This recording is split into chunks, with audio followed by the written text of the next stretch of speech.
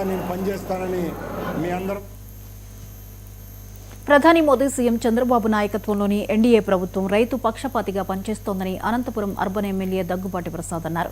GST తగ్గింపును స్వాగతిస్తూ వ్యవసాయ శాఖ ఆధ్వర్యంలో భారీ ట్రాక్టర్ ర్యాలీ చేశారు. ఈ కార్యక్రమానికి ముఖ్య అతిథిగా హాజరైన ఎమ్మెల్యే దగ్గుబాటి స్వయంగా ట్రాక్టర్ నడిపి అందరినీ ఆకర్షించారు. క్లాక్ టవర్ నుంచి సప్తగిరి సర్కిల్ వరకు వందల ట్రాక్టర్లతో ప్రదర్శన సాగింది.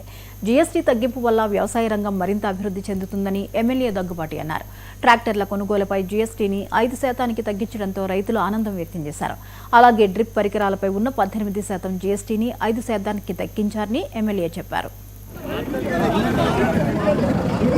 అనంతపురం జిల్లాలో ఈరోజు రైతులు ట్రాక్టర్ ర్యాలీ నిర్వహించడం జరిగింది.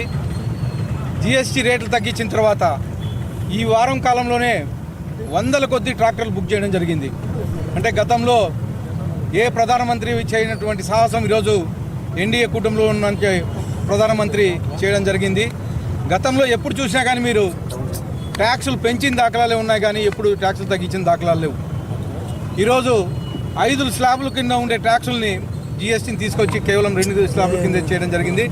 ముఖ్యంగా రైతులకు ఉపయోగపడే విధంగా, కామన్ మ్యాన్కి ఉపయోగపడే విధంగా నిత్యావసర ధరలు అయితే ఏమి, అలాగే రైతులకు ఉపయోగపడే ట్రాక్టర్లు అయితే ఏమి, ఇవన్నీ ఈరోజు జీఎస్టీ తగ్గించడం జరిగింది.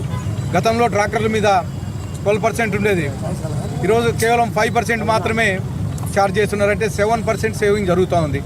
అలాగే గతంలో నిత్యావసర సరుకులు కొన్ని 18% ఉండేటివి, కొన్ని 12% ఉండేటివి, అవన్నీ తీసుకొచ్చి ఈరోజు కేవలం 5% మాత్రమే కలెక్ట్ చేస్తూ ఉన్నారు. అలాగే గతంలో 5% ఉండే నిత్యావసర సరుకులు ఏవైతే ఉన్నాయో, పాలు పెరుగు లాంటివి, వాటి మీద జీఎస్టీ లేకోకుండా చేయడం జరిగింది. అంటే 0% కలెక్ట్ చేయడం జరుగుతూ ఉంది. కేంద్రం వ్యవసాయ రంగానికి జీఎస్టీ భారీగా